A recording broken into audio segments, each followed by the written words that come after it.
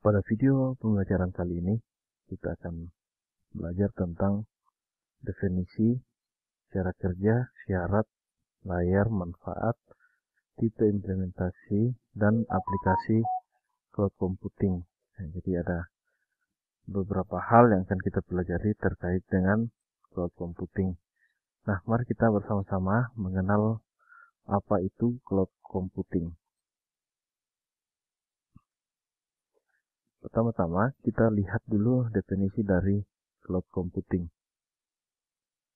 Cloud computing adalah sebuah proses pengolahan daya komputasi melalui jaringan internet yang memiliki fungsi agar dapat menjalankan program melalui komputer yang telah terkoneksi satu sama lain pada waktu yang sama. Nah, untuk lebih mengerti definisi dari cloud computing, kita bisa langsung menuju ke cara kerja. Ya, berikut adalah cara kerja daripada cloud computing. Nah, jadi dari gambar ini jelas kepada kita bahwa cloud computing itu bisa diakses menggunakan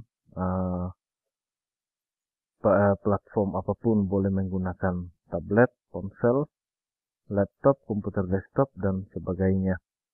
Nah, sementara yang kita cloudkan atau yang kita online kan itu bisa jadi aplikasi, bisa penyimpanan, bisa basis data dan sebagainya yang bisa diakses secara bersamaan dalam waktu yang sama dari tempat yang berbeda. Yang penting perangkat terkoneksi dan bisa mengakses jaringan internet. Nah, jadi mudah untuk dipahami apa itu cloud computing. Nah, oke, selanjutnya kita melihat syarat dari cloud computing. Nah, yang pertama adalah on-demand self-service. Nah, apa yang dimaksud dengan on-demand self-service adalah layanan cloud computing harus dapat dimanfaatkan oleh pengguna melalui mekanisme swalayan dan langsung tersedia pada saat dibutuhkan. Nah, jadi namanya cloud computing itu dia harus on-demand self-service atau memberikan layanan sesuai dengan permintaan secara langsung. Nah, jadi contohnya ya kalau kita mengecek misalkan Dropbox atau misalkan kita mengecek sebuah aplikasi yang online, itu tidak perlu lagi menunggu waktu yang lain untuk merequest atau melayani request, tapi langsung disediakan secara on-demand self-service. Oke, selanjutnya yang kedua adalah broad network access. Nah, apa yang dimaksud broad network access? Yaitu cloud computing harus dapat diakses dari mana saja, kapan saja, dengan perangkat apapun asalkan terhubung ke jaringan layanan. Dalam hal ini layanan internet atau jaringan layanan lainnya. Nah, oke. Selanjutnya, yang ketiga adalah resource pooling, yang artinya tersedia secara terpusat dan dapat membagi sumber daya secara efisien. Nah, kenapa cloud computing harus membagi daya secara efisien? Karena cloud computing digunakan secara bersama-sama oleh berbagai pelanggan. Nah, jadi penyedia harus membagi beban secara efisien sehingga dapat dimanfaatkan secara maksimal. Nah, selanjutnya adalah rapid elasticity. Artinya, dapat menaikkan atau menurunkan kapasitas sesuai kebutuhan. Nah, contohnya adalah pengaturan saat traffic meningkat harus disesuaikan dengan kapasitasnya. Nah, contohnya misalkan website kita mengupload sebuah berita yang lagi viral, kemudian yang akses itu banyak, nah tentu akan disesuaikan dengan kapasitasnya. Jadi trafficnya meningkat, kapasitasnya pun harus menyesuaikan. Nah, itulah yang dimaksud dengan rapid elasticity. Oke, selanjutnya adalah measure service. Artinya, disediakan secara terukur karena akan digunakan dalam proses pembayaran. Nah, jadi cloud computing ini dibayar sesuai penggunaan sehingga harus terukur dengan baik. Nah, agar biayanya efisien. Oke, Nah, selanjutnya kita akan melihat layer pada cloud computing. Yang pertama adalah client, kemudian aplikasi, platform, infrastruktur, dan server. Nah, oke. Nah, jadi di sini saya hanya memberikan warna-warna supaya jelas kelihatan. Warna-warna ini tidak ada artinya sebenarnya, hanya membedakan level dari layer cloud computing. Nah, kita lihat satu persatu, client application, platform, infrastruktur, dan server. Nah, client terdiri dari perangkat keras komputer atau perangkat lunak yang dapat mengakses cloud computing. Nah, tentu kita sudah tahu semua. Nah, jadi bahkan sehari-hari kita ini selalu menjadi klien dari cloud computing. Oke, selanjutnya aplikasi. Nah, aplikasi cloud computing pada arsitektur cloud mempengaruhi cloud sehingga mengurangi beban dari pemeliharaan perangkat lunak. Nah, antara lain apa yang dimaksud dengan aplikasi? Contoh-contoh aplikasinya adalah misalkan web aplikasi. Nah, ya, misalkan webmail, FB, Twitter, YouTube, dan lain-lain. Selanjutnya, software plus service, yaitu contohnya Microsoft Online Service, Storage Distributed, Synchronization, misalkan Dropbox, SpiderOak, dan lain-lain. Oke, selanjutnya setelah aplikasi adalah infrastruktur. Infrastruktur cloud adalah pengiriman dari infrastruktur komputer yang secara khusus pada suatu platform lingkungan virtualisasi sebagai satu jasa. Nah, contohnya physical machine, network, Amazon VPC, storage, misalkan Amazon EBS, OS level virtualization, dan lain-lain.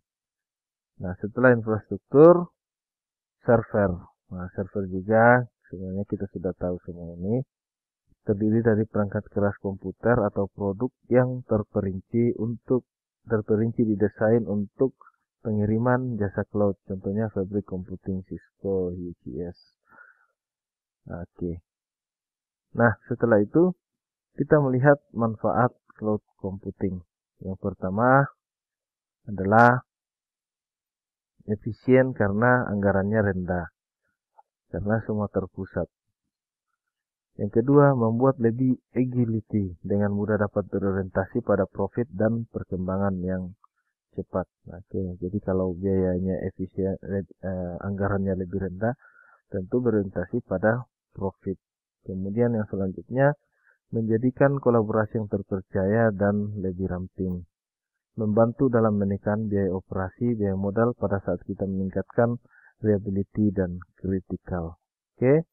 Nah, sekarang kita masuk pada tipe implementasi cloud computing. Nah, ada beberapa tipe dari implementasi cloud computing yang akan kita pelajari. Nah, jadi adik-adik bisa juga mencari materi lain yang membahas tentang tipe implementasi cloud. Di sini saya hanya memberikan gambaran dalam bentuk gambar, nah, karena akan lebih mudah untuk dipahami. Nah, tipe implementasi cloud computing yang pertama adalah public cloud. Nah, contohnya adalah Microsoft Azure, Google Cloud Platform, Rackspace, Amazon Web Service, DigitalOcean. Nah, jadi masing-masing perusahaan yang besar ini membuat cloud computing yang bersifat public. Nah, bisa diakses atau bisa disewa oleh siapapun. Nah, yang kedua adalah community cloud. Nah, community cloud ini adalah kita membuat sebuah data yang di-cloudkan atau di-online-kan, tapi hanya diakses oleh orang-orang dalam satu komunitas atau satu organisasi. Nah, oke, selanjutnya private cloud. Nah, jadi sama seperti, kurang lebih sama dengan community cloud. Nah, jadi servernya itu hanya diakses oleh satu jenis organisasi. Nah, ini tentu organisasi yang besar atau perusahaan yang besar yang bisa mengadakan private cloud. Oke, selanjutnya hybrid cloud. Nah, hybrid cloud ini memadukan antara public dan private. Nah, jadi bisa mengakses yang ada di private, bisa juga mengakses public cloud. Oke, selanjutnya kita melihat aplikasi cloud computing. Nah, jadi selain materi yang di sini, kita juga bisa melihat contoh-contoh di artikel lain tentang aplikasi cloud computing. Nah, di sini saya akan memberikan gambar saja supaya lebih jelas dan mudah untuk dipahami aplikasi cloud computing. Nah, ini adalah contoh dari aplikasi cloud computing. Nah, dari gambar ini kita bisa melihat bagaimana perusahaan-perusahaan besar yang saat ini bergerak dalam cloud computing bersaing dalam mengembangkan aplikasi cloud computingnya. Nah, jadi dari sini kita bisa melihat ada Google, Twitter, FB yang hampir tidak bisa lepas dari jari kita setiap hari. Pun ada Office Lite, Acrobat, ada yang aplikasi sebagai layanan, ada yang utility, ada yang berbasis arsitektur layanan berbasis arsitektur, ada platform sebagai layanan service dan sebagainya. Nah, jadi ini adalah contoh-contoh dari penerapan aplikasi cloud computing. Nah, oke, jadi untuk memahami cloud computing ini tidak cukup hanya dengan belajar dari materi ini. Nah, agar kita semua aktif untuk belajar cloud computing, maka saya akan memberikan tugas, yaitu mencari sebuah jurnal yang membahas tentang cloud computing, lalu buatkan paper untuk menyimpulkan isi dari jurnal tersebut. Nah, tugas ini dikumpul pada saat perkuliahan on-site. Nah, oke. Nah, terima kasih. Jika ada pertanyaan, kita bisa konsultasi di grup WhatsApp yang kita sudah buat sebelumnya. Oke, terima kasih. Selamat belajar.